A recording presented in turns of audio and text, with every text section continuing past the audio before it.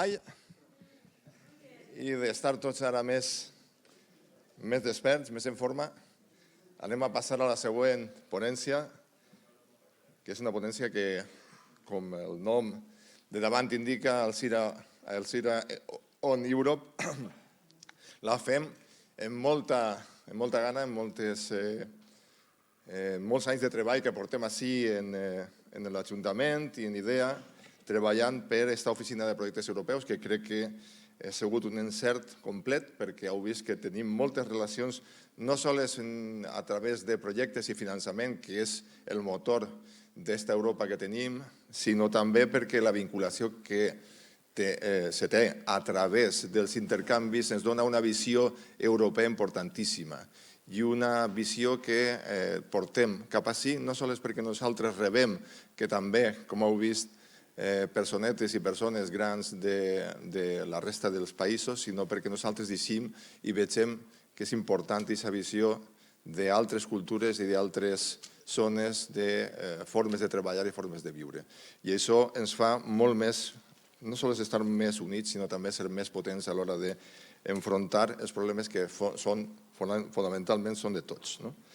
I així tenim a Lucas González Ojeda, que és director en funcions i responsable dels assumptes polítics i econòmics de la representació de la Comissió Europea en Espanya. A més, com a economista financer de la Comissió, Lucas ha treballat en Brussel·les en el disseny i desenvolupament de diverses iniciatives en el camp de la regulació i la supervisió financera i ha representat a la Comissió Europea en diversos fòrums internacionals, així com també participar en el disseny i implementació del programa d'assistència financera al sistema financer espanyol. I es va parlar dels èxits i els reptes de la Unió Europea de cara a la pròxima legislatura, que són molts i molt importants. I esperem que puguem estar ahí a l'altura nosaltres també. Moltes gràcies. Bueno,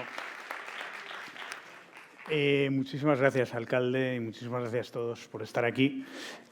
No sé, después del baile este que me ha retrotraído al año 94, que es de cuando es esta canción, los que tenemos más edad lo recordamos, voy a intentar no aburrir mucho, porque claro, esto de éxitos y retos de la Unión Europea, por cierto, no sé si me pueden activar, sí, la presentación. Vale.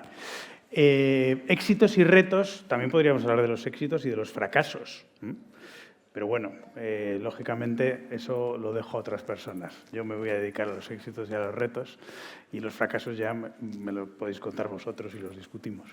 Pero bueno, la idea un poco era, es verdad que tengo una presentación larguísima, eterna, pero no me voy a parar en todas las diapositivas de aquí, porque esto puede convertirse en un poco tostón, pero sí que me gustaría detenerme en algunas cosas que a mí me parecen importantes. En primer lugar, bueno, por entender un poco, porque como yo vengo de la Comisión Europea y muchas veces las instituciones europeas no se entiende muy bien el funcionamiento, la gente dice, pero son muy complejas, porque tienen unos nombres un poco que se mezclan, el Consejo de Europa, el Consejo Europeo, el Consejo de la Unión Europea, ¿esto qué es? Bueno, por poner un poco claridad en cuanto al ecosistema de las instituciones europeas, a mí siempre me parece importante poner esta diapositiva. Luego pondré otra que todavía yo creo que es más clarificadora. Y todos siempre son simplificaciones, pero sí que nos sirven para entender un poco cómo funcionan las instituciones. Ahí tenemos arriba a las tres instituciones principales, que son la Comisión, a la cual yo pertenezco, el Consejo y el Parlamento. Esas son las tres fundamentales. La Comisión tiene la función, en cuanto a marco institucional, de proponer la legislación que se va a aprobar después por parte del Parlamento y el Consejo. Es así de sencillo. Es decir, somos un poder ejecutivo y el poder ejecutivo, como pasa en España, propone leyes, hace proyectos de ley y esas leyes pasan al Parlamento. Y en este caso tenemos dos cámaras legislativas. El Parlamento, que se va a elegir el 9 de junio, directamente por parte de los ciudadanos, y el Consejo de la Unión Europea, donde están representados los ministros de los 27 Estados miembros. Es así de sencillo, no hay más. Luego, entrar en las complejidades. Yo me acuerdo una vez, hace años, que estuve en Pamplona con el representante de Navarra en Bruselas y le preguntaban, porque es que la Unión Europea es muy compleja, no la entendemos muy bien, ¿esto en qué consiste? Y entonces él decía con muy buen criterio, bueno, pero ¿alguien conoce los procedimientos internos del Ayuntamiento de Pamplona, lo complejos que son, pues a nadie le interesa ni le importa un bledo, como es lógico. Pues creo yo que a nadie le debe interesar cómo son los procedimientos internos del Consejo y del Parlamento, o incluso de la Comisión, sino entender un poco cuál es el esquema general. Digo, al ciudadano en general, ¿eh? Luego, por supuesto, los que estudian esos temas, pues les interesará. Pero claro, como tenemos un poder ejecutivo, que es la Comisión, y tenemos un poder legislativo, que es el Consejo, y el Parlamento, un sistema bicameral, pues también tenemos un Poder Judicial. El Poder Judicial es el Tribunal de Justicia de la Unión Europea, que está en Luxemburgo. Y después tenemos dos organismos consultivos, uno para los asuntos de carácter económico y social, sindicatos, empresarios, el Comité Económico y Social, y otro que representa las regiones, que es el Comité de las Regiones. Pero son organismos consultivos que apoyan las políticas de la Comisión, del Parlamento y del Consejo. Y luego tenemos una especie de híbrido, que es el Servicio de Acción Exterior, que como la Unión Europea, las instituciones de la Unión Europea no tienen competencias, no tienen una política común exterior, como descubrimos todos los días, porque todas las políticas exteriores de la Unión Europea tienen que ser refrendadas por los 27 Estados miembros, tiene que haber unanimidad para refrendar esas políticas, pues tenemos un servicio exterior que es un híbrido entre el Consejo y la Comisión y que apoya también las políticas en materia exterior. Bueno, esto voy a ir rápidamente pasando por todas las diapositivas porque ya digo que son muchos. Me detengo en esta nada más un ratito, que se trata, porque siempre se pone en cuestión, y me parece importante aclararlo, la legitimidad democrática. Porque ¿quién ha elegido a la Comisión? ¿Quién ha elegido a la presidenta de la Comisión? Pero si esta no la ha elegido nadie. Bueno, pues vamos a ver. Presidente de la Comisión. ¿De dónde surge el presidente de la Comisión? El presidente de la Comisión surge de las elecciones al Parlamento Europeo, que vamos a tener el 9 de junio. Después de esas elecciones, el Consejo lo que hace es proponer un candidato a presidente de la Comisión. Y ese presidente de la Comisión presenta su programa político en el Parlamento Europeo y ese Parlamento tiene que aprobar a esa persona y tiene que refrendar a esa persona. Como en cualquier sistema parlamentario, un presidente del Gobierno, como candidato, presenta su programa político y el Parlamento lo refrenda o no lo refrenda. Siguiente paso. ¿Qué hace el presidente de la Comisión? Designa a sus ministros, es decir, a sus comisarios. Los designa y cada uno de ellos van circulando por el Parlamento Europeo y se presentan ante los eurodiputados y los eurodiputados tienen que decir si les parece bien ese candidato o no les parece bien ese candidato como comisario, como ministro, entre comillas. Y pasa siempre, y pasó en las anteriores elecciones, y seguramente volverá a pasar, que los candidatos a comisario, hay algunos que el Parlamento dice, este no, que me pongan a otro. Bueno, cuando eso ha sido así y ya se han elegido por parte del Parlamento y el Parlamento ha refrendado a todos y cada uno de los comisarios, imaginemos haciendo el paralelismo en España que todos los ministros tuvieran que pasar por el Parlamento y cada uno de ellos tuvieran que ser refrendados por el Parlamento. Pues esto es lo que pasa con los comisarios. Y el siguiente paso y último es que presidente y comisarios, todos en conjunto como comisión, tienen que ser refrendados por el Parlamento Europeo. Bueno, pues que cada uno califique si al presidente de la comisión quién la elige, quién no la elige. Bueno, pues este es el procedimiento. ¿Y cuál es el proceso legislativo? Y con esto ya termino de daros la turra con los temas institucionales, porque yo creo que son aburridos, pero yo creo que es interesante conocer, que es el proceso legislativo que parte siempre de la Comisión. La Comisión, eso sí que es una particularidad del sistema institucional europeo. Como sabéis, en España los proyectos de ley los hace el Gobierno, pero puede haber proposiciones de ley que parten del Parlamento. Esto no ocurre en la Unión Europea. En la Unión Europea la Comisión tiene el monopolio de la iniciativa legislativa que presenta las leyes y es el Consejo y el Parlamento quien tiene que aprobarlas. ¿Cómo? Pues el Consejo forma su posición sobre ese texto legislativo, el Parlamento forma su posición sobre ese texto legislativo y después se tienen que poner de acuerdo Parlamento y Consejo. ¿Vale? Y así es como salen las leyes en la Unión Europea, sin más. Un sistema bicameral puro, parlamentario, sin más historias. ¿Qué es el Consejo de la Unión Europea? El Consejo de la Unión Europea es la representación de los ministros de cada uno de los temas concretos. En el caso de los temas económicos, por lo que estamos hoy aquí, pues es el ECOFIN, que lo habéis oído 1000 veces, que es donde se sientan los ministros de Asuntos Económicos de los 27 Estados miembros. ¿Vale?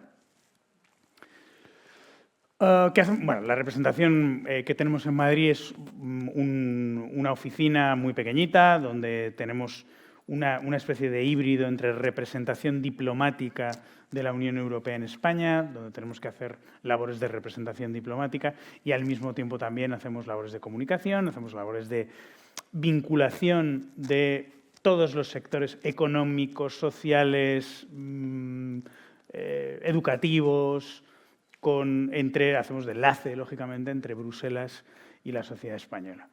Por supuesto, sindicatos, empresarios, todo lo que queráis. Bueno, algunas cosas que nos suenan a todos del día a día, ¿vale? Que vienen de Europa. El fin del roaming, la libertad de movimiento, los Erasmus. Por supuesto, se habla mucho, pero no es lo más importante, en mi opinión, de los fondos europeos. No hace falta, estamos en la Comunidad Valenciana, sabemos la importancia que tienen los fondos regionales. Yo creo que no hace falta darle más vueltas. El cargador único, esto.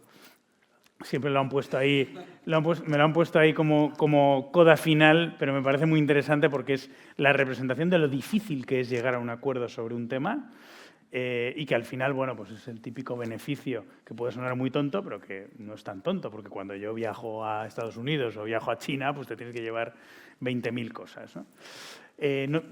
Por no hablar tampoco de lo que tiene que ver con un mercado digital único, ¿no? Nosotros, como muy bien sabéis, y esto yo creo que es muy importante decirlo, vivimos en un mercado único desde hace 30 años en Europa, donde hay libertad de movimientos, donde hay libertad de mercancías, donde hay libertad de comercio, donde hay cero aranceles. Fenomenal. Pero es que ahora tenemos una nueva etapa, que es el mercado digital. Y ahí todavía nos queda mucho para avanzar. Bueno, pues ahí, en las cosas del comer del día a día, pues las plataformas, por ejemplo, por decirlo de alguna manera, Netflix, Spotify, no sé qué, pues todo el mundo ya puede ir fuera de su país y utilizar sus suscripciones. Antes no podía, ¿no? O, por ejemplo, los famosos geobloqueos que se producían cuando uno compraba un producto online en otro país, ¿no? No, como estás comprando desde otro país, entonces te puedo no dar el servicio. Eso ya no existe. Son pequeñas cosas, pero que van construyendo mercado único digital. Por deciros unos ejemplos muy tangibles, luego, por supuesto, hay otros mucho más mollares. Bueno, este es cómo quedó el Parlamento Europeo en 2019, simplemente para ver un poco cuál es el juego de fuerzas políticas. Ahí los tenéis. Primer partido político del Parlamento es el Partido Popular Europeo, segundo los socialistas y demócratas, terceros los liberales. Y sobre esa mayoría de populares, socialistas y liberales es donde se articula el programa político de la presidenta de la Comisión y de sus comisarios. ¿Vale? Elecciones europeas. Siempre cuando se habla de elecciones europeas yo siempre digo lo mismo, no son elecciones europeas, son elecciones al Parlamento Europeo, porque elecciones europeas también son las elecciones nacionales, lo hemos visto antes. Tenemos dos cámaras legislativas, Consejo y Parlamento, pues lo que se elige ahora es el Parlamento, pero el Consejo lo elegimos cada vez que votamos en nuestras elecciones nacionales. 9 de junio, ¿vale? Esa fecha la tenemos clara todos. Estas son las orientaciones políticas generales que tenía el programa político de la presidenta von der Leyen al principio en 2019. ¿Vale? No me voy a detener en ellas, pero luego haré algunas consideraciones. ¿Por qué he puesto esta diapositiva? Porque me parece, desde el punto de vista de lo que me pedían de hablar de los logros de la Unión Europea durante esta etapa, sí que me parecía interesante recordar una cosa importante, porque muchas veces se dice, ¿y por qué eso se oye mucho en muchos foros, ¿y por qué la Unión Europea no hace esto? ¿Y por qué no hace más en lo otro? Bueno, pues por una sencilla razón, porque igual que pasa en España, donde hay un reparto competencial entre el Estado y las comunidades autónomas, en Europa tenemos un reparto competencial definido entre las instituciones de la Unión Europea y los Estados miembros. Y probablemente los que estamos aquí sabemos todos que las competencias exclusivas de las instituciones de la Unión Europea son muy pocas, son 4, se cuentan con los dedos de una mano. La política monetaria por parte del Banco Central Europeo, para los estados que están en el euro, la política comercial y, por tanto, los acuerdos comerciales que tiene que negociar la Unión Europea, porque vivimos en un mercado único, como es lógico. La política de competencia, exactamente lo mismo. Tenemos un mercado único y, por tanto, todas las políticas de competencia, ayudas de Estado, fusiones, etcétera, tienen que ser a escala europea. Y poco más, muy poquito más. El resto son competencias compartidas. ¿Qué pasa? Que, obviamente, eso está definido en nuestros tratados, que es como nuestra Constitución. pero puede haber determinadas circunstancias que hagan que los Estados miembros decidan ceder alguna competencia para que sea la propia Comisión la que ejerza esas competencias. Ejemplo, vacunas, compra centralizada de vacunas. Nosotros no tenemos, Comisión Europea, no teníamos ninguna competencia para hacer compra de vacunas en nombre de los Estados miembros. Los Estados miembros en su momento deciden, oye, que sea la Comisión la que compre las vacunas para todo el mundo. Bueno, pues se inicia desde cero ese ejercicio y así se hizo, ¿no? A lo que voy es que siempre se suele decir que Europa se suele construir a través de las crisis y, hombre, siempre hay mucha gente que me dice, no, pero eso no siempre es así, se ha avanzado mucho en la Unión Europea, en la integración europea, a pesar de que no ha habido crisis. Ya, pues yo desde que tengo uso de razón en la Unión Europea, siempre todos los grandes avances se han producido generalmente durante las crisis. Se produjo en el año 2008, con la crisis del 2008, con la crisis financiera, donde se hicieron avances muy sustanciales desde el punto de vista de la integración, ahora veremos algunos. Como estamos hablando de economía, pues así lo resaltaré. Y se ha hecho ahora, evidentemente. Con el tema de la compra centralizada de vacunas, sí, pero también y muy especialmente con el tema de los fondos Next Generation. Porque hemos hablado durante muchísimos años. Yo me acuerdo cuando el presidente Juncker presentó el libro blanco para la reforma de la Unión Europea y presentó lo que llamamos los hijos pequeños de cada una de las áreas. Una de ellas se refería a la Unión Económica y Monetaria y se hacían propuestas de reforma, aquellas que eran muy de corto plazo, y se señalaban muchas, aquellas que eran más de medio plazo y se consideraban más o menos probables, y aquellas que eran muy de largo plazo y que nadie consideraba que tenían ninguna opción de salir. Una de ellas eran los eurobonos. Bueno, pues nadie se pensaba hace 5 años que íbamos a tener una financiación conjunta de deuda por parte de la Unión Europea, por parte de la Comisión, que es una suerte de eurobonos. Evidentemente es un one-off, no es una cosa que se vaya a quedar. Pero ahí está. Y eso es algo que es una escalada sustancial en cuanto a la unión fiscal. Hemos tenido guerra de Ucrania, hemos tenido crisis energética y nos hemos dado cuenta durante este proceso que tenemos un problema y que se llama falta de autonomía y falta de estructuras industriales que nos permitan ser autónomos. Claro, ahí os he puesto algunas de las cosas claves, algunas de las propuestas que estaban encima de la mesa con la presidencia española, la presidencia del Consejo. Como hablábamos antes, Consejo de la Unión Europea. Ese Consejo de la Unión Europea está presidido rotatoriamente cada 6 meses por un Estado. Esa presidencia no significa nada más que ese Estado puede, digamos, poner el foco más en unos dosieres legislativos u otros, pero al final los dosieres legislativos, como he dicho antes, vienen siempre de la Comisión y son los que son. Es decir, la presidencia no puede proponer nuevos dosieres legislativos ni nada que se le parezca. Pero bueno, ahí están algunos de los temas que estaban en la presidencia, algunos han salido, otros no. En fin, ahí los tenéis también. Algunos de los logros de esta legislatura.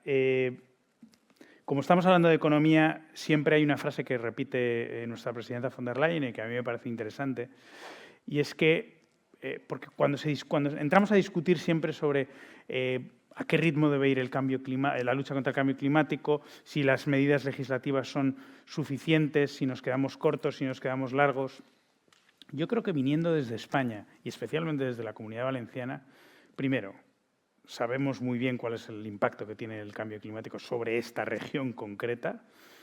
Y segundo, y más importante todavía, ella siempre dice, yo creo que está en lo cierto, que la lucha contra el cambio climático no es solo luchar contra el cambio climático porque es bueno luchar contra el cambio climático, sino porque es una agenda de crecimiento.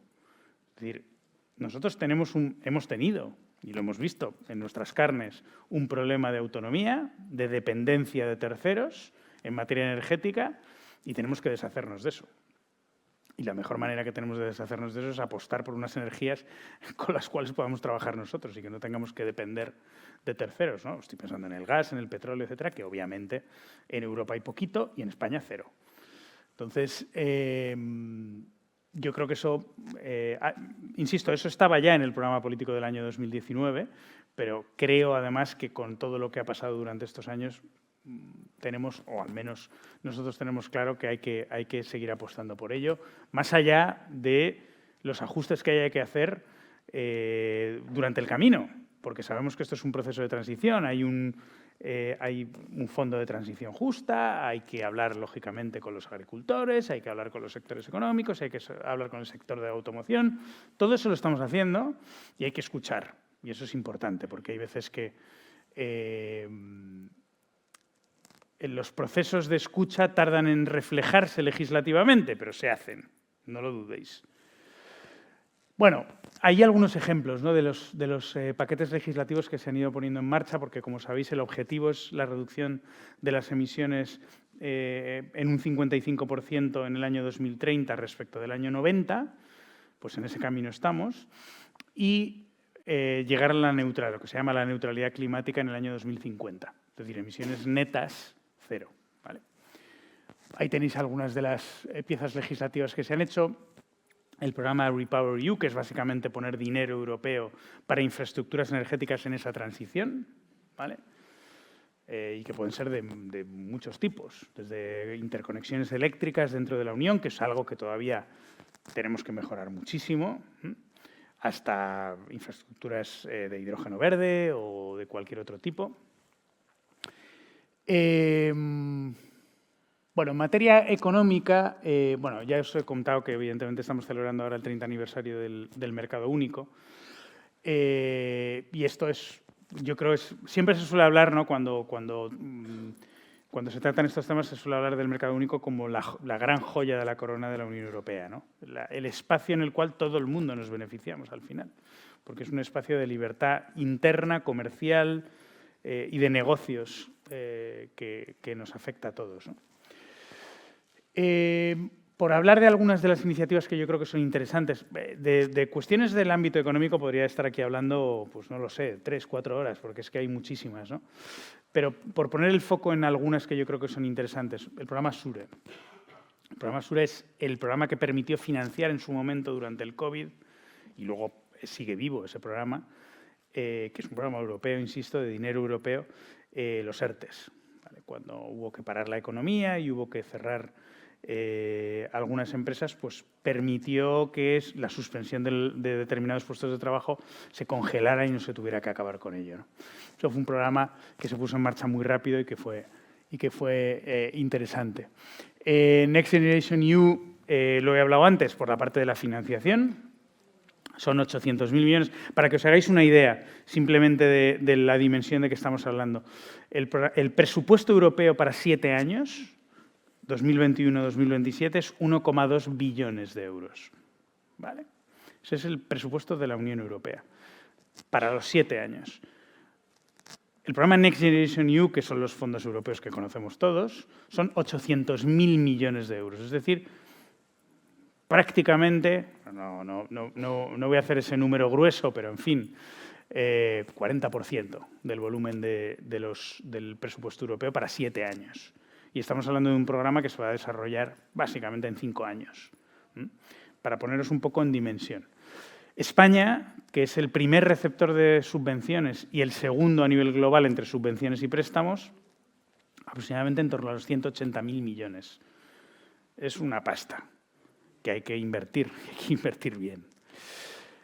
Entonces, ¿cómo es este programa? Pues este programa es un programa diferente a cómo se han estructurado normalmente los fondos regionales. Normalmente los fondos regionales, los fondos de cohesión que conocemos todos, cuando se hace una inversión hay una parte que está financiada por la región o por el Estado miembro y hay otra parte que financia la Unión Europea, y lo que se hace normalmente es que se paga la inversión por parte del Estado o por parte de la región y luego se reembolsa por parte de la Unión Europea una vez que presentas facturas.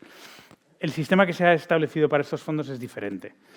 Se ha establecido un plan para cada uno de los Estados miembros, que está negociado con los Estados miembros, donde se establecen una serie de hitos y objetivos que tienen que ver con reformas, lo habéis oído todos aquí, la reforma laboral, la reforma de pensiones, la reforma fiscal, 1000 reformas, y luego inversiones. Inversiones que tienen que ser como mínimo un 37% en temas de transición ecológica y energética y como mínimo un 20% en temas de transición digital. Un Una vez que se verifican esos hitos y objetivos de cada uno de los pagos que va solicitando el Estado miembro, se hacen los desembolsos, pero no es sobre el pago de facturas, o mejor dicho, sobre el reembolso de facturas, sino sobre el cumplimiento de reformas e inversiones, ¿vale? España va a ir a por el cuarto pago ahora y bueno, es uno de los países que está más adelantados en cuanto a la solicitud de pagos y en cuanto al desembolso que hemos hecho nosotros. Cuestión diferente es cómo permea todo ese dinero desde que llega al Estado miembro hasta que acaba en la economía, y lo notamos todos.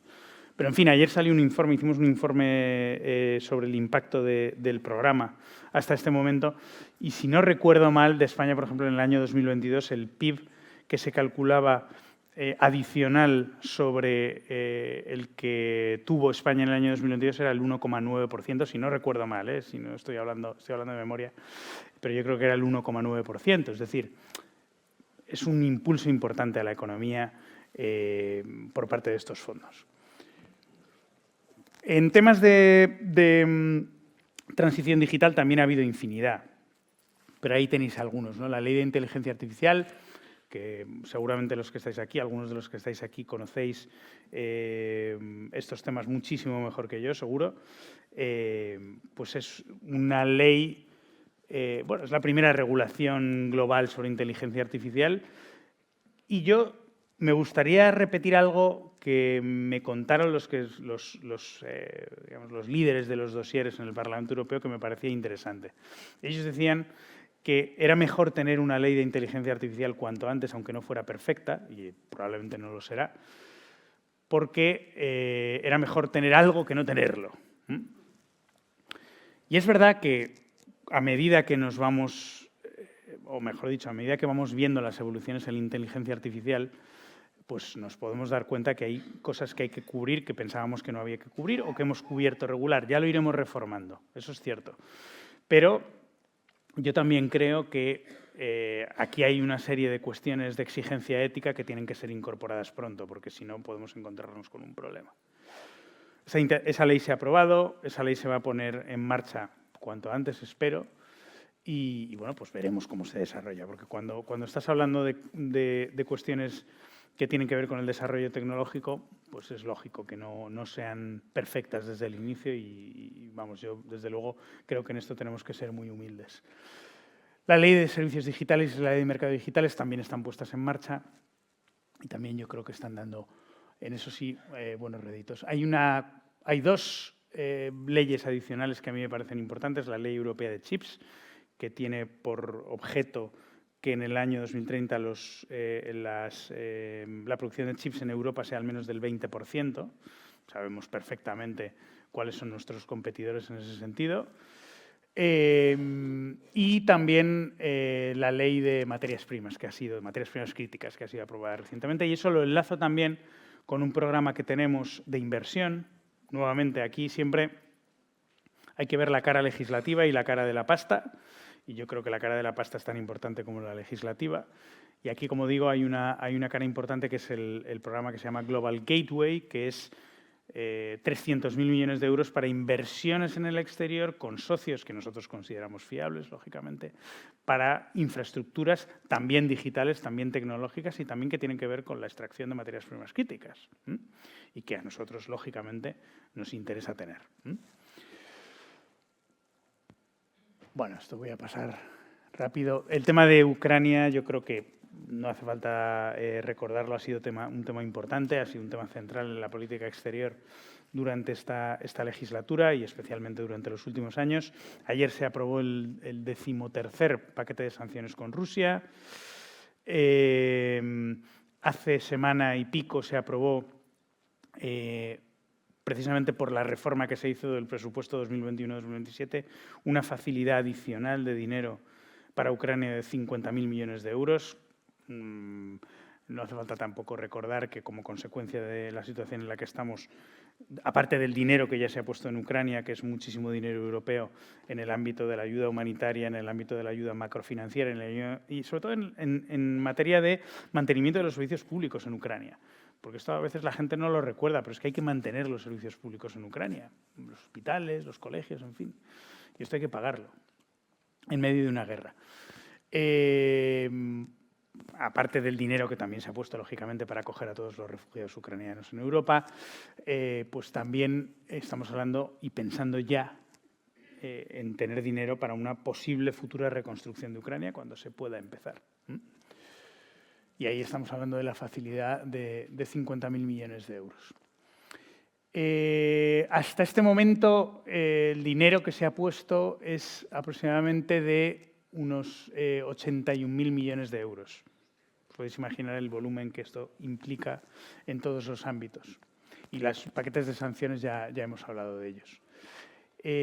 La facilidad de Ucrania, que ya hemos hablado. Vamos a prorrogar la protección temporal de los refugiados ucranianos que se estableció en el momento en el que comenzó la guerra y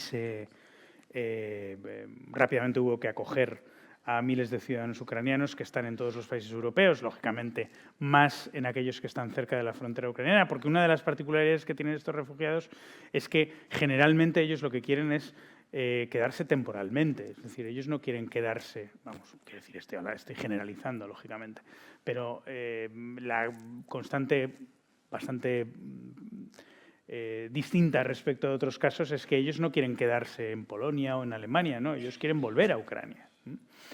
Pero hay que ampliar esa protección temporal porque todavía hay muchos sitios donde obviamente no están para volver. Y en este caso pues vamos a ampliarla hasta 2025 y esa protección temporal tiene muchas aristas, ¿no? Pero una de ellas, las dos más importantes, es darles de manera inmediata y en el momento en que entran en Europa atención sanitaria y educación. ¿Vale? Esas dos cosas son fundamentales dárselas desde el minuto 1 y eso es lo que estamos haciendo, ¿no? La ampliación, esto es el gran debate que se ha planteado también en esta legislatura. Somos 27 Estados miembros, hay ya bastantes candidatos para entrar en la Unión Europea que ya tienen el estatus de candidato y, por tanto, sobre los cuales se puede iniciar el proceso de negociación. El proceso de negociación con los Estados candidatos, con los Estados terceros candidatos, siempre es un proceso largo. Es un proceso que exige la revisión de muchísimos capítulos diferentes que van desde los aspectos más técnicos que tienen que ver con el sistema tributario de ese país hasta el capítulo que tiene que ver con las normas sanitarias, hasta lo que se nos pueda ocurrir y, por supuesto, como no puede ser de otra manera, el primer capítulo se refiere al cumplimiento de los estándares democráticos y de derechos humanos de la Unión Europea. Si no, pues un Estado no puede entrar. Ahí tenemos algunos candidatos que llevan muchísimos años y que, por supuesto, no están en condiciones de entrar. Algunos otros, sobre todo los países de los Balcanes, pues han ido avanzando poco a poco y están en un estadio pues bastante razonable. Y luego tenemos nuevos candidatos, Ucrania y Moldavia, y que habrá que empezar las negociaciones para ir viendo cómo evolucionan. Para no extenderme mucho, he hablado ya del Global Gateway, ¿vale? Esto es un proyecto importante y que en el caso de España, pero en el caso de Europa, por supuesto, pero particularmente de España, pues tiene un foco muy particular en Latinoamérica y en los países latinoamericanos, donde ya hay decenas de proyectos de infraestructuras y muy particularmente en materia digital, porque una de las cosas que se quiere potenciar en Latinoamérica son precisamente las infraestructuras digitales. Pero no solo. El Pacto sobre Migraciones y Asilo. Esto también es otro de los, yo creo, éxitos de esta legislatura, porque como sabéis todos, desde el año 2015-2016, desde la crisis de los refugiados de Siria, teníamos un problema enquistado y que tenía que ver con parto de una base anterior, que es que, como os decía antes, las competencias de migración y asilo, solo una pequeña parte corresponden a las instituciones de la Unión Europea. Las competencias migratorias puras pertenecen a los Estados miembros y, además, los Estados miembros no quieren ceder esa competencia a la Unión Europea. Nadie. Eso lo digo como matiz importante, porque a veces parece que no, pero la Unión Europea, ¿por qué no hace? No hace porque los Estados miembros no le dejan que haga. Pero más allá de eso, sí que es verdad que tenemos unas fronteras comunes y, como tal, tenemos algunas cuestiones que podemos tratar conjuntamente y que tienen que ver con el asilo, con las políticas de asilo, que son comunes, y con la gestión de las fronteras comunes que tenemos, y por tanto con la protección también de las fronteras. Y ahí tenemos a Frontex y tenemos todas las iniciativas que se han ido aprobando hasta llegar a la última, que era la más difícil, que era la que tenía que ver con la solidaridad entre los Estados miembros cuando hay que acoger un volumen significativo de refugiados. Yo no sé cómo voy de tiempo, ahora que estoy viendo aquí, no sé, 5 minutos, pues venga, voy rapidito. Bueno, este tema yo creo que ha sido también importante. Esto, bueno, sigo para adelante. Bueno, aquí están algunas de las prioridades para 2024, pero no nos equivoquemos, en 2024 hay elecciones y en el 9 de junio habrá un nuevo Parlamento y de ese nuevo Parlamento surgirán nuevas iniciativas que procederán del programa político de la nueva o nuevo presidente de la Comisión. Por tanto, todo esto es relativo papel mojado si no se concluye en esta legislatura. ¿Vale? La legislatura termina ya, en breve, en un par de meses, y todo lo que no se haya concluido en el Parlamento y en el Consejo pues quedará apartado hasta que entre el nuevo Parlamento y pueda empezar a funcionar la Comisión, que empezará a final de año, en noviembre normalmente. La fecha normal ordinaria es que el 1 de noviembre haya una nueva comisión ya funcionando, pero en la anterior legislatura, por ejemplo, empezaron el 1 de diciembre, se retrasó un poco como consecuencia precisamente de que el Colegio de Comisarios, que es como el Consejo de Ministros, pues todavía había un miembro, en este caso la miembro francés que propuso la presidenta de la Comisión, Sylvie Goulard, pues fue rechazada por el Parlamento y hubo que proponer a otro comisario, Thierry Breton, que es el comisario de Mercado Interior. Bien. En materia económica, algunas cuestiones que me parece importante recordar. En esta legislatura ha habido muchas. Todo lo que hemos hecho, yo creo que todo lo que ha hecho la Comisión tiene un prisma económico. Tiene un prisma económico desde el punto de vista de la autonomía estratégica, tiene un prisma económico desde el punto de vista del comercio, de la relación con terceros países, de las infraestructuras energéticas y del impacto que ha tenido algunas cosas, como por ejemplo la guerra en la crisis energética y subsiguientemente en materia de inflación. En fin, podríamos hablar de todo esto porque da para mucho. Pero ha habido algunas cuestiones desde el punto de vista legislativo que han avanzado un poco y que tienen que ver pues desde el presupuesto europeo que hemos hablado antes y, por tanto, desde el punto de vista de la financiación de Next Generation EU. Y por cierto, quiero recordaros a todos los que estáis aquí que el presupuesto europeo no puede tener déficit. Esto es un elemento importante porque si el presupuesto europeo no puede tener déficit y hemos tenido que ir a los mercados a conseguir 800.000 millones de euros, no hay que olvidar que esos 800.000 millones de euros, insisto, no pueden proceder de generar déficit, sino que tienen que ir a cargo de presupuestos futuros. De tal manera que cuando haya una nueva pelea, como siempre pasa, entre los 27 Estados miembros para aprobar el presupuesto siguiente, que será el marco financiero plurianual que se llama desde 2028, pues en cada uno de los presupuestos subsiguientes habrá que prever una partida que tenga que ver con repagar esos 800.000 millones de euros. ¿Vale? Porque, insisto, el presupuesto europeo no puede tener déficit. Bueno, una cuestión que ha sido aprobada muy recientemente por parte de los Estados miembros, es decir, por parte del Consejo y del Parlamento, después de la propuesta de la Comisión, que fue en abril del 2023, son las reglas fiscales, las nuevas reglas fiscales. Y ahí lo que nos hemos encontrado es que, partiendo de las antiguas normas fiscales, que tenían difícil cumplimiento, todo se ha dicho,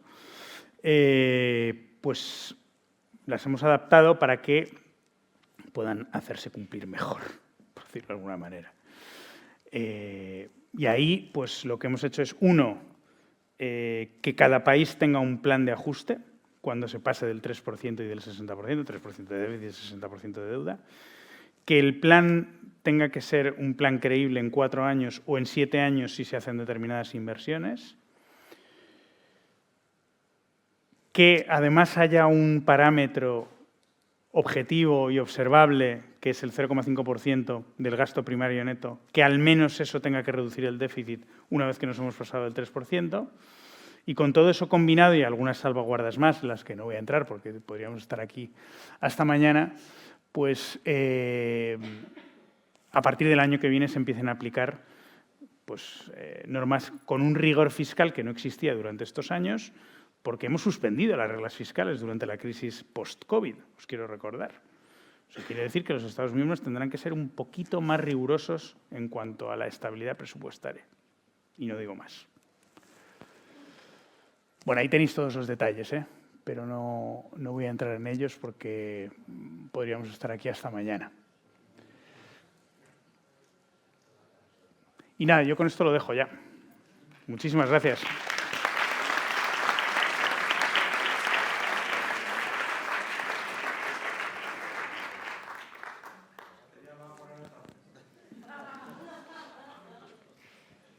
Muchas gracias. Sí. Quería aprovechar para agradecerle a la ponencia y hacer una pregunta sobre el tema de la ampliación que ha estado mencionando. Entiendo el apoyo de la Unión a Ucrania, pero admitir como candidatos a Georgia y a Moldavia, con Georgia 2 regiones ocupadas por Rusia y Moldavia una región Transnistria independiente de facto, ¿no es pegarle con un palito a Rusia? ¿No es buscar el enfrentamiento? Me da muchas veces la opinión de que en vez de buscar un poco la negociación hemos admitido a 2 candidatos que no tienen para nada la pinta de candidatos europeos, con un problema muy grave con Rusia dentro de la Unión Europea.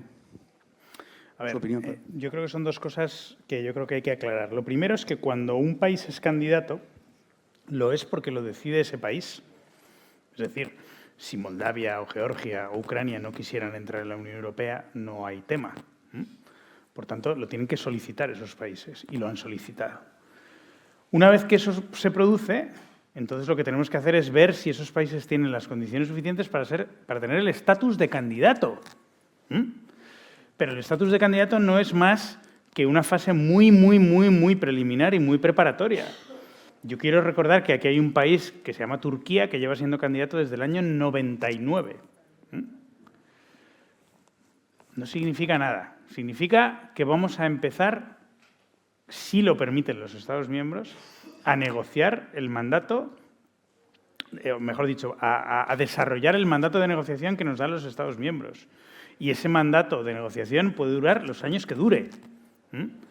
Por tanto, que sea un palo a Rusia o no a Rusia, bueno, eso ya cada uno que tendrá su opinión, pero quiero decir, aquí hay un Estado que quiere entrar en la Unión Europea, nosotros tenemos que valorar si ese Estado puede tener la condición de candidato o no, y a partir de ahí se empieza a negociar, pero es una negociación muy larga y muy profunda, o sea que no significa nada. Y luego, por cierto, son los Estados miembros los que por unanimidad tienen que aceptar que ese Estado entre en la Unión Europea. Es decir, con que haya un Estado que no acepte, pues se acabó. ¿Vale? Pero eso es después del proceso.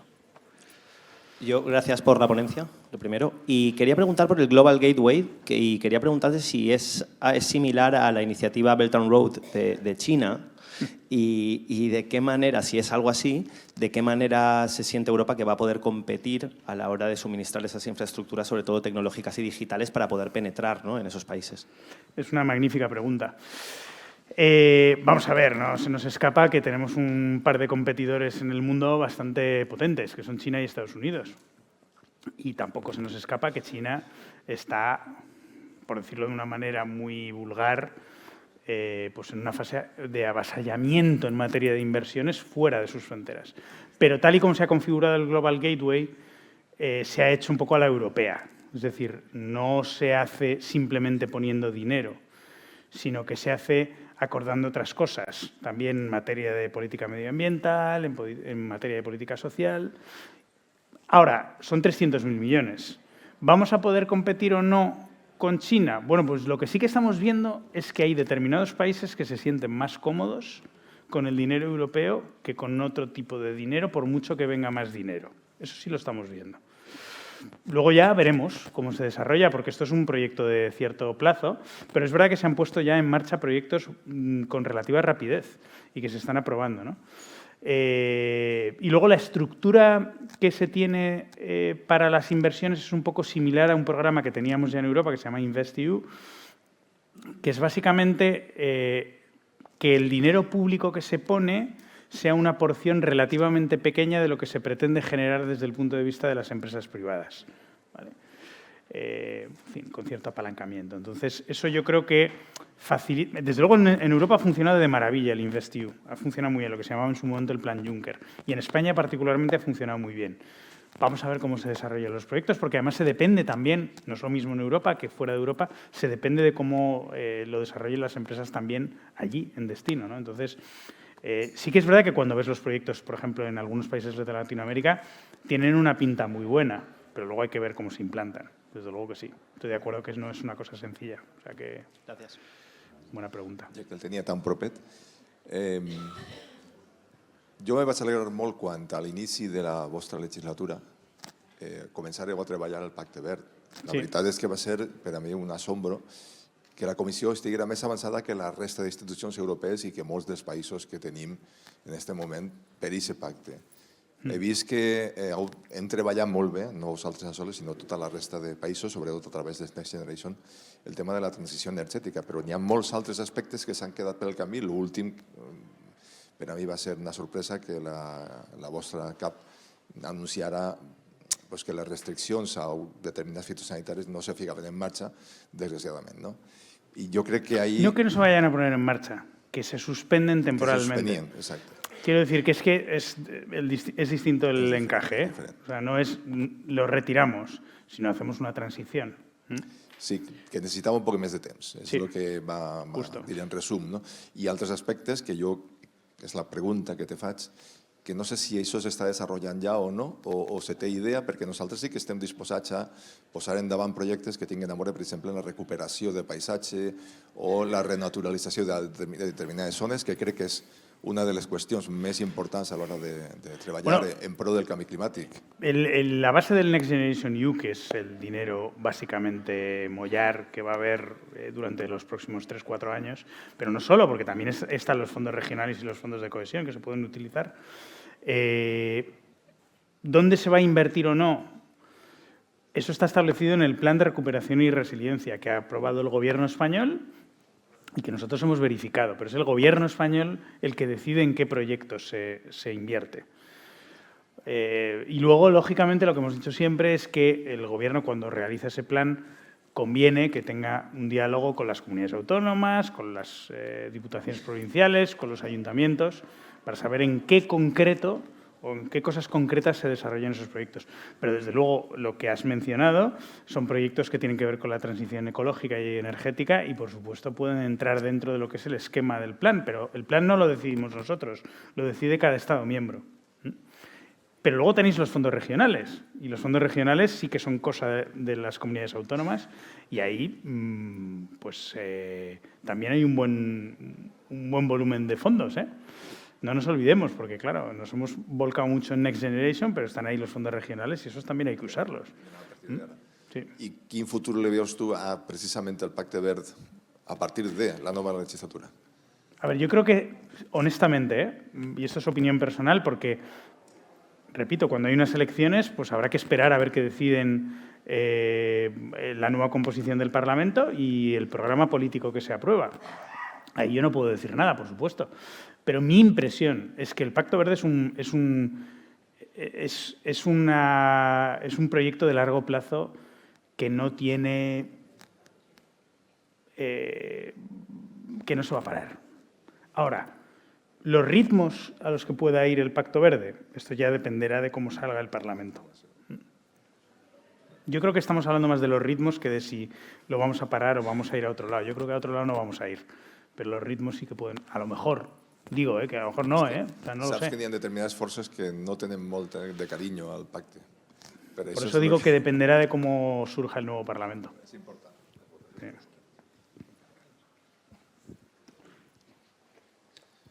Bueno, muchas gracias por tu ponencia y la verdad que por europeizar, ¿no? Es muy importante que lleguéis desde la Comisión a todos los municipios. Y has comentado que ha sido la legislatura de la crisis, de las crisis, ¿no? Realmente detrás de un golpe, detrás de otro.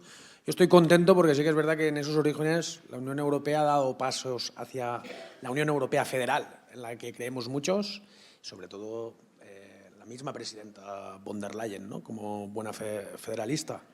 Pero hay un tema que no has comentado y es un instrumento que fue muy bueno, pero no tuvo repercusión y es si la Comisión Europea en la próxima legislatura, en su hoja de ruta, que fue la conferencia de la Unión Europea después Para el futuro de Europa. Claro, después de la crisis del futuro de Europa. Sí que es verdad que se hizo una agenda muy territorial por parte de la Comisión con todos los Estados miembros, pero no ha tenido ese calado, ese impacto en la ciudadanía, en la sociedad civil. En la próxima hoja de ruta del 24-29 está contemplado y se contempla una nueva reforma de los del tratado. Es una muy buena pregunta. La presidenta ya dijo en el Parlamento en su momento que ya estaba por la labor de iniciar los trabajos. El problema que tiene, yo siempre digo lo mismo, que claro, desde nuestra perspectiva, de los que creemos en el proyecto de más integración, siempre decimos, hombre, no, hay que abrir los tratados y iremos a más integración. Ya, pero es que si abres los tratados, a lo mejor vas a menos integración. Entonces hay que tener cuidado cuando se abre el melón de los tratados, que todos los Estados miembros estén en la misma dirección, porque sabemos que hay Estados miembros que quieren ir para atrás. Entonces, para una reforma de los tratados, es una reforma constitucional, se necesita la unanimidad. Entonces, si hay Estados miembros que lo que quieren es para atrás, pues a lo mejor no es el momento de abrir el melón. Pero depende de los Estados miembros, nuevamente. Es decir, una cosa es lo que diga la Comisión, otra cosa es lo que diga el Parlamento y otra cosa es lo que digan los Estados miembros. Y si los Estados miembros no quieren abrir el melón de la reforma de los tratados, pues no habrá reforma de los tratados. Y en cuanto a la conferencia sobre el futuro de Europa, yo estoy de acuerdo contigo. Yo creo que fue un proyecto que ha tenido mala suerte, porque justo pilló durante el COVID, básicamente, y eso ha hecho que no haya tenido, en mi opinión, la repercusión que podía haber tenido. Se trató de hacerlo lo más capilar posible y que llegara a todos los sitios, pero es verdad que yo creo que ha tenido relativa poca participación para lo que hubiera gustado, ¿eh? Pero bueno, algunas de las cosas que han salido de la Conferencia del Futuro de Europa se han incorporado al programa político y al programa de trabajo de la Comisión a lo largo de estos 2 últimos años, ¿eh? O sea que bueno, pero sí, yo creo que hay que ser más ambicioso, honestamente. Sí. Sí. Hola. No veo dónde estás. Ah, vale. Sí, buenos días. Bueno, antes que nada, enhorabuena por la ponencia. Yo quería preguntar por la fiscalidad directa, puesto que no está armonizada. Esta falta de armonización está produciendo dos efectos. Por un lado, la imposibilidad de aplicar políticas fiscales comunes y, por otro lado, se está produciendo una competencia fiscal entre los propios Estados miembros. Sí. Quería saber más o menos qué quiere o puede hacer o hacia dónde va a evolucionar la Unión Europea en este sentido. Pues mira, de los capítulos de la Unión Económica y Monetaria, la Unión Fiscal es la que está más retrasada. Como muy bien dices, en materia de fiscalidad directa, pues las competencias son de los Estados miembros. Y si se quiere hacer algo, se necesita unanimidad. Y ese es el gran problema. Que cuando uno necesita unanimidad para hacer una reforma en ese aspecto, pues se encuentra con algunos Estados miembros que no quieren participar de esas reformas. Nosotros hemos propuesto un Common Corporate Tax Base, básicamente una base común mínima de fiscalidad directa, pero eso, insisto, tiene que ser validado por los Estados miembros. Y eso tampoco creo yo, eso es un paso importante, pero no creo que es suficiente. Es decir, nosotros estamos dando pasos en la unión fiscal por la parte de la financiación presupuestaria, por la parte en su momento de la creación de un prototesoro europeo a través del European Stability Mechanism, en su momento cuando se produjeron los rescates de los países con la anterior crisis, pero todo eso son embriones un poco parcheados de lo que tiene que ser una unión fiscal. Nos queda mucho recorrido, pero claro, yo no me atrevo a decir que eso no vaya a ocurrir en el corto plazo, porque yo he trabajado muchos años en el Banco de España y cuando yo estaba haciendo inspecciones en los bancos, algunas, por cierto, cajas rurales aquí en Valencia, pues a nadie se le ocurría que pudiera existir una supervisión única a través del Banco Central Europeo. Bueno, o sea, si se decía, ¿qué dices? ¿Cómo vas a transferir? ¿Cómo un Estado va a transferir esas competencias? Pues en 2012 se hizo así. Entonces, yo no me atrevo a anticipar qué es lo que va a pasar en los próximos años, pero lo que sí tengo claro es que si no hay unión fiscal, no tendremos completo el paquete de la Unión Económica y Monetaria y, por tanto, del mercado único como tal, porque todavía sigue existiendo parcelas de fragmentación financiera. Eso es un fenómeno que observamos mucho en la crisis financiera del año 2008 a 2012. Vamos, en España fue más 2010-2012. Y el tema de la fragmentación financiera la hemos ido resolviendo un poco con algunos elementos que hemos ido poniendo en marcha, como el supervisor único, el organismo de resolución único, el fondo de resolución único. Empezamos a vislumbrar algo del fondo de garantía de depósitos único, pero en la pata de la unión fiscal nos queda muchísimo recorrido. Entonces, ¿qué es lo que puede pasar? Yo te puedo decir lo que a mí me gustaría que pasara, pero es que se requiere unanimidad. Es una de las cosas que requieren unanimidad. Y eso es difícil. Vale, gracias. Bueno, yo tengo una pregunta, y es que, por ejemplo, ahora, cuando cambie la legislatura de las próximas elecciones y tal, hay pactos y objetivos de la Unión Europea que están ya empezados. Y claro, en el próximo gobierno pueden cambiar las ideas. Sí. ¿Qué se hace con esos pactos que ya están empezados y se cortan? Todo lo que no se concluye igual que en España o en cualquier país o en cualquier región, todo lo que no se concluye con un texto cerrado en el ámbito parlamentario, es decir, entre el Parlamento y el Consejo, decae. Eso significa que la siguiente legislatura o bien muere o bien lo retoma la nueva comisión y se pone otra vez en el juego parlamentario. Claro, Pero como en cualquier democracia. Incluso podrían modificarlo como quisiera. Cualquier cosa puede pasar, porque además hay una cosa muy importante que yo aprendí cuando llegué a la comisión, porque justamente se estaba hablando, era precisamente un texto legislativo sobre una ayuda, sobre un mecanismo de ayuda macrofinanciero a un país tercero de la vecindad. Y entonces me acuerdo que lo que estaba en juego en el Tribunal de Justicia era que la comisión había puesto un texto legislativo que había llegado al Parlamento y al Consejo y se había desnaturalizado tanto que no se parecía en nada a lo que había propuesto la comisión, pero en nada. Y ahí el Tribunal de Justicia dijo, no, hombre, o sea, la iniciativa legislativa es de la comisión. O sea, usted puede modificar el texto, usted puede matizarlo, usted puede cambiarlo, pero no puede hacer una cosa distinta de la que había propuesto la comisión. Bueno, pues en eso estamos también cuando hay un cambio de legislatura. Es decir, los textos están donde están, si se concluyen, y la presidencia belga está pegando un acelerón muy grande para concluir algunos de los textos, pero todo lo que no se concluya en el ámbito parlamentario o decae o lo tiene que tomar la comisión, la nueva comisión a partir del 1 de noviembre, si todo va bien o cuando sea, para ponerlo otra vez en el circuito parlamentario. Eso es así.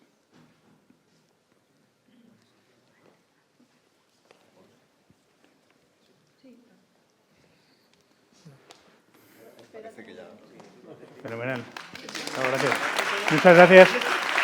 Y de verdad, perdón por el rollo, o sea, que yo sé que es mucho más divertido lo otro que ha venido antes, pero... Los temas son muy importantes, más de lo que Muchas gracias. Este es un regalo de acá, que ya lo has probado. Esto va a durar en casa 3 minutos. Sí. Sí. Muy bien, tenéis buena gana. Muchas gracias. Muchísimas gracias. Muchísimas gracias. Encantado de tenerte. Muchas gracias. Muchas gracias.